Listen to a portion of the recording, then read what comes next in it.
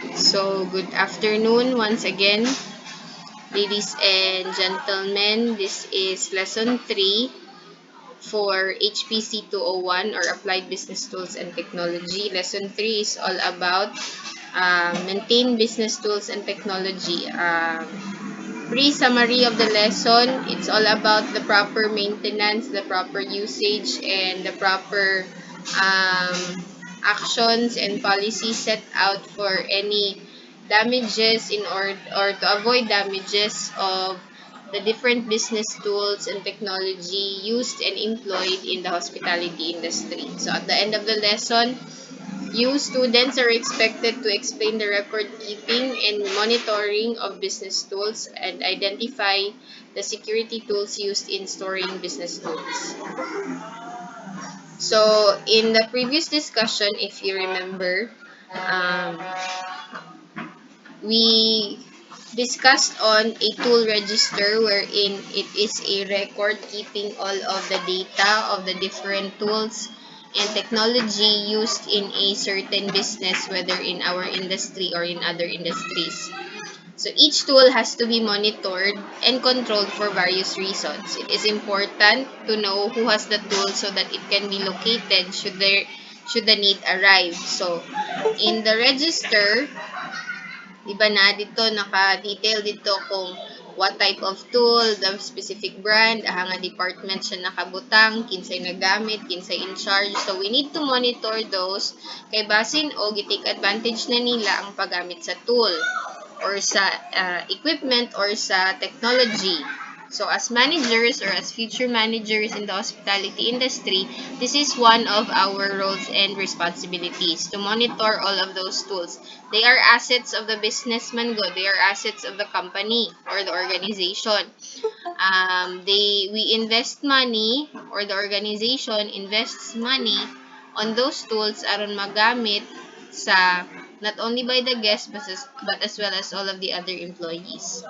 So if the tool is to be used for a set period of time, there needs to be a process that should be followed to get the tool back. For example, you are the property custodian or the head of the or the supply officer. Ikaw ang in charge or you are tasked to manage the distribution of certain tools of the business. For example, security tools like radio, or you're asked to monitor surveillance camera. So, kinanglan mag-keep tag record og ahato nga mga camera.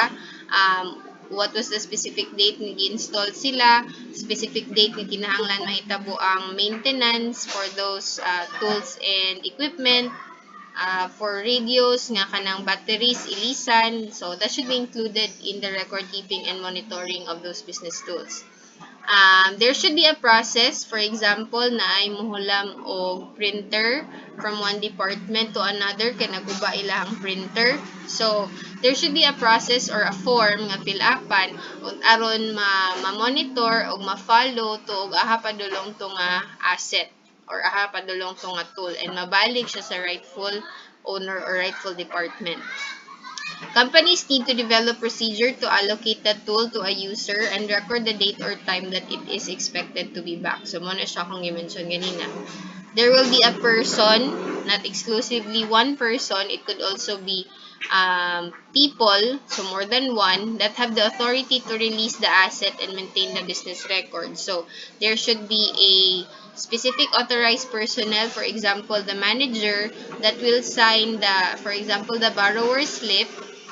Because if we were working in a face-to-face class situation, mas dali ninyo ni siya ma-imagine because in our laboratory, every time you conduct a demonstration or mag-lab mo, you are required to fill up a borrower slip. And then, ilistan nyo dito ang tanang tools and utensils na gusto ninyo hulamon to perform your laboratory. Pwede mixing bowl, rolling pin, baking pan, baking sheet, electric mixer, ana. So, you list down all of those tools and then the laboratory in charge will sign the borrower slip as a sign that you are approved or you are allowed to borrow the listed tools. So, muna siya Muna siya example sa record keeping and monitoring of business tools. The business will need documentation to record the movement of the tool, so the allocation and return as well. There will also be some form of documentation to the user so they know when the asset is to be returned. So, duha na siya ka-copy. One copy, sa example na to ha, sa laboratory na to, one copy is for the borrower and one copy will be retained by the laboratory in charge. Kay, you will not be cleared by as a policy sa department, you will not be given a score by the instructor in charge of that specific laboratory subject if dili ninyo maulitan na ninyong gilista nga laboratory tools. So that is one example of record keeping and monitoring of business tools. Not only exclusive to the laboratory or the kitchen, but this is also applicable in other in the hospitality management industry in general as future managers. So you have to take note of that.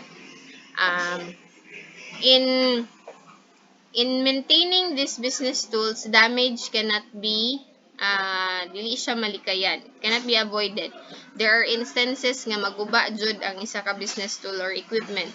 So companies, in answer to those problems, companies should create rules and responsibilities for tools that are damaged as a result of negligent behavior by the user. For example, empleyado ang nakabuak siya, an employee in the kitchen or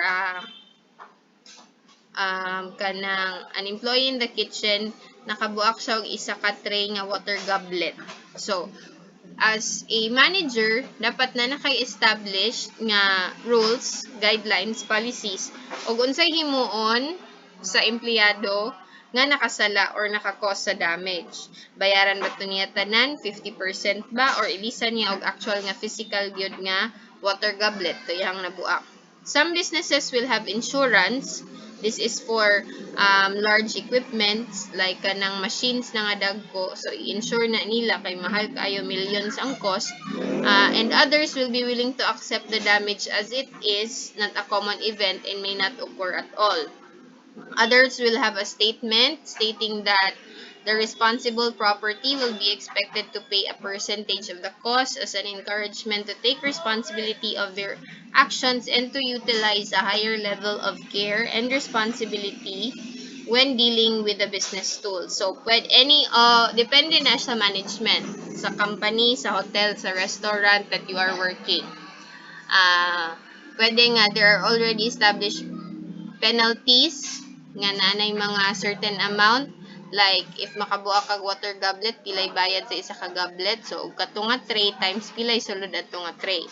If makaguba ka og computer, laptop, or nakabuak ka og samin while cleaning one of the rooms, what are the sanctions and penalties for those damages? That would depend on the policies set by the hotel or the restaurant or any other business establishment. So, those are the things for monitoring and damage. We will now proceed to the certain practices or tools used and employed for security purposes of business tools.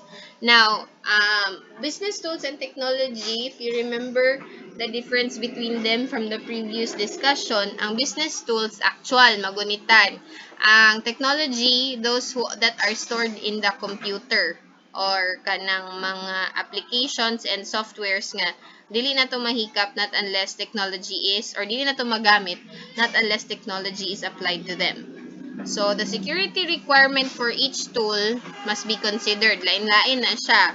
There is the physical space that will be needed for the tool and any other items. The more secure the item, the less accessible, and the more difficult it is to be accessed by unauthorized personnel. So, kung mas tago siya, mas secure ang inyong location or inyong storage area, mas maglisod siya hilabtan, dili siya dali makawat. Management will need to determine the level of security required and the resources that are to be devoted to security. installan bag CCTV, mag-hire ba og security guard para lang mo guard adto nga mga tools and technology. So, security tools may include password, swipe card access, security cameras, and lockable access. So, these are only some of the common examples. So, for computer systems or softwares, pwede ta mo employ og password. We can use password as protection to restrict any untoward access or unauthorized access. So, when considering access to knowledge or information, users can have a security access attached to their login profile. So, in a front desk wherein naa dito ang cashiering system nga dito computon og pila ang bill ni guest. So, pwede ta nga mag-assign or magpa-design sa ato ang web developer or system developer, IT system developer nga magpahimo ta og login accounts for specific people nga pwede ra gyud mo access adto nga mga restricted information. Dili pwede nga inig-open sa PC or sa laptop nga gigamit, automatic makita ni maskin kinsa, maskin mga tagalaing department, pwede nila ma-access to nga mga confidential matters. So, to avoid those and to avoid kanang violating data restriction privacy nga mandate sa government, we can employ the use of passwords. We also have another security tool known as swipe card access. Access to tools can be controlled by the use of swipe cards. Systems can record each person that accesses the storage area and also the users that take the tools from the storage location. So in large kanang buildings wherein there are many tools stored in a large storage area, pwede ra nga dili lock and key ang atong gamiton in locking the storage room. We can use the swipe card access wherein cards are given to authorized personnel only, and then they can only sila ray pwede mo open sa door sa storage room. I-swipe nila ilang card or the security card nga gihatag sa ilaha to open and access those business tools and technologies. Then we also have security cameras for surveillance and monitoring. They will also help record the goings on in the storage area, ma-monitor kinsa ning sulod unsa gikuha, recorded kay naay CCTV. And then lockable access. Locks can be used to prevent access and to enhance the possibility. So this is traditional. If you're a manager in a small hotel and then dili mo ka afford pa for swipe card access, then you can use the lockable access. You use the lock and key. So rooms can be locked and keys made available only to limited persons or a number of people. Si manager lang ba o si owner or si manager o si assistant manager ang naay copy sa duplicate key para sa storage area. And laptop computers can also be locked with cables to the desk aron dili siya ma-take home ni employee. So, pwede na siya nga mga security tools in guarding or in securing the tools and technology that are being used in the organization. So, muna siya for security purposes. Now, in monitoring, kay for example, daghan kayo gi-invest or daghan kayo gipalit nga asset for business tools and technology ang isa ka business, it is also part of the role of the manager to conduct audits or hire people to conduct audits. So audits refer to the assessment of the processes that are in place on how the business tools are monitored, controlled, and used. The audit process can start of a sequence of events that may result in retaining, replacing, or disposing of the asset. The audit should also confirm that all relevant documentation for each business tool is present and located in the correct location. So, ang may tabo sa audit, they will check if the product is still existing, magamit pa ba, is it still in use, wala ba siya naguba, does it need repair or replacement, or i-dispose na siya kay dili na siya magamit. The audit will also determine if the person assigned or tasked to take care of those products, I mean tools and equipment, are doing the proper job of taking care of them. Kaya basi nagipasagdaan na lang mo nang naguba. So, mo na siya purpose sa audit. It is usually done by 2 persons or more to ensure that the audit report is accurate and less mistakes or false data are not being entered to hide deficiencies in the system. Di man ta pwede mamutbot sa audit. Kaya ang audit na mo determine for any future plans and improvements nga pwede na to himuon to the existing business tools and technology nga gigamit sa isa ka organization. So, muna siyang audit. Now, aside from the tangible tools and the application, technological applications and softwares nga gigamit nato, information is also considered as a tool. So, it is an important business tool in the modern organization. Like the other tools, it needs protection from unauthorized use and access. So, ang information ani this pertains to the, for example, guest data, employees data, mga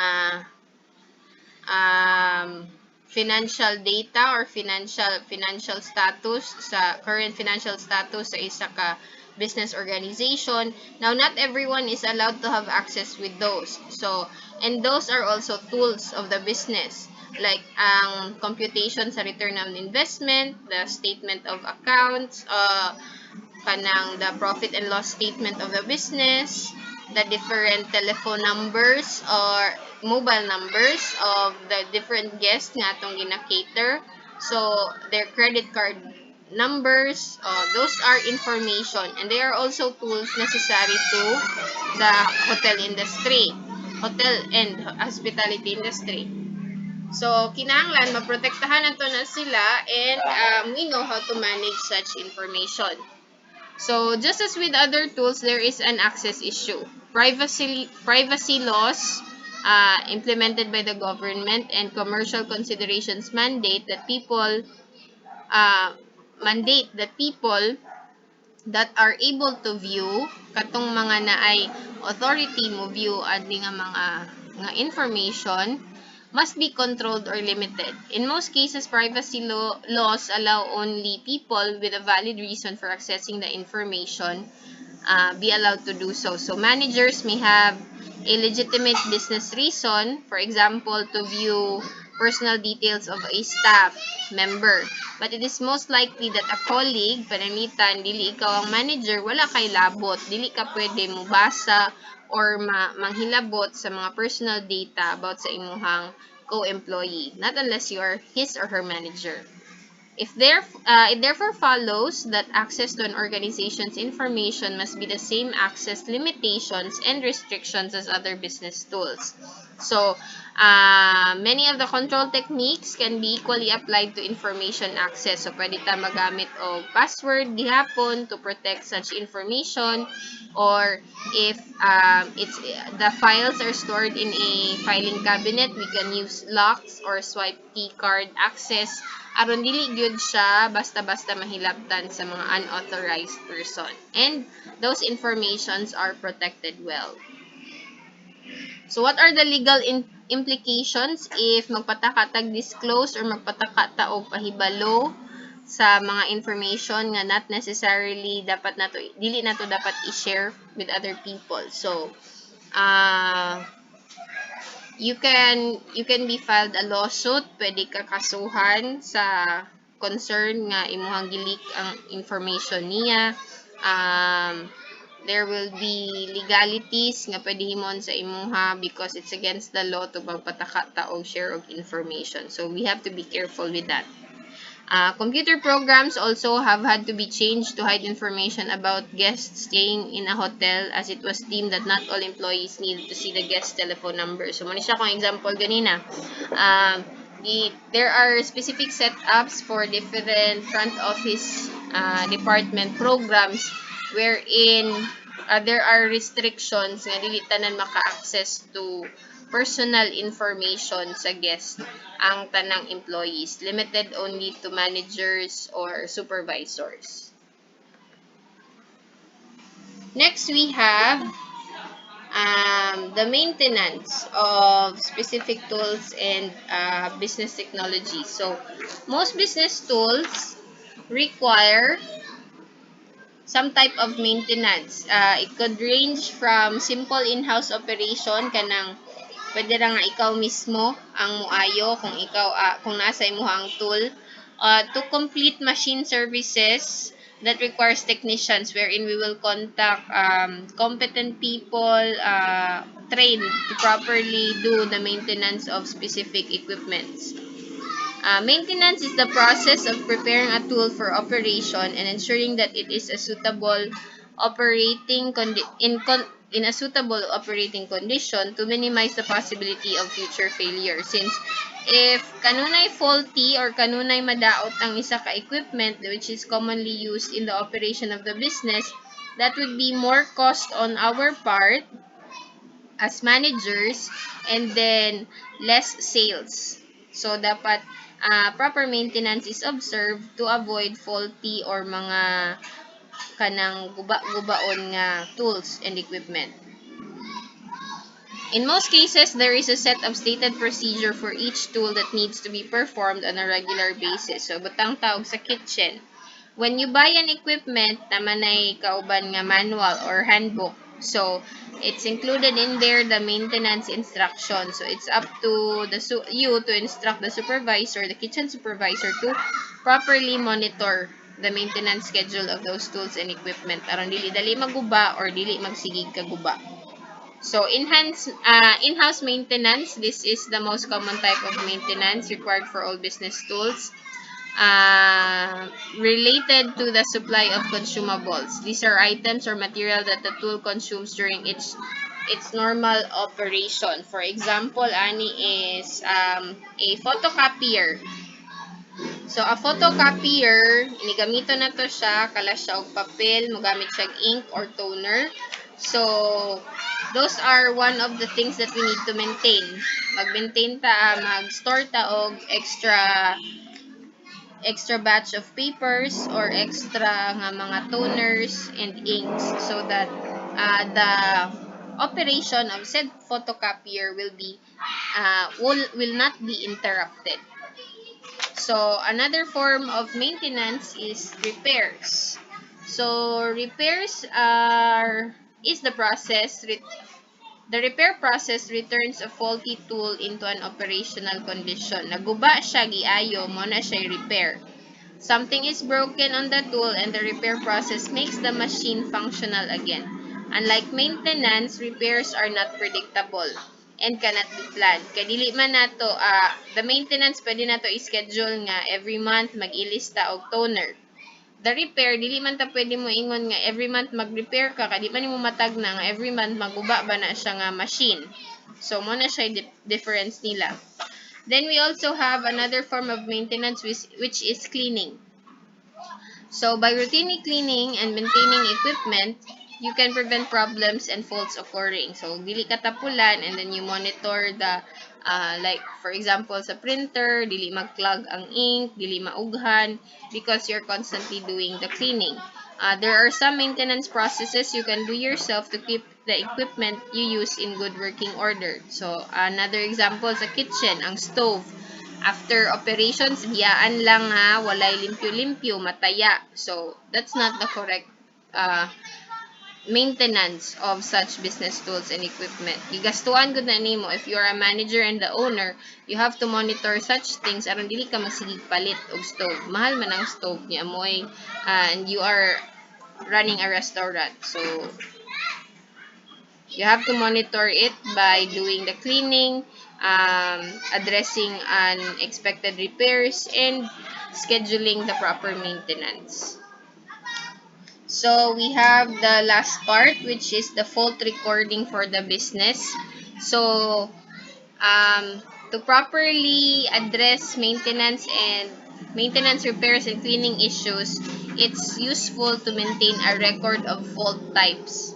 Mga nahitabo nga kapalpakan sa inyong business tools and equipment, i-record ninyo. You can use this when deciding on the future of a machine. Repeating faults, paulit-ulit nga mga guba, may indicate that the tool is being used beyond its specification. So kung kanuna, for example, you're using an oven, and then it's a bake shop, karon ang inyong napalit nga oven, dili niya kaya mo bake og 20 cakes a day, so maungot siya, maguba siya. So it's up to you to record those, to take note nga kani nga brand is good for ingon ani lang a number of cakes in a day, so I have to buy a better brand or a bigger oven.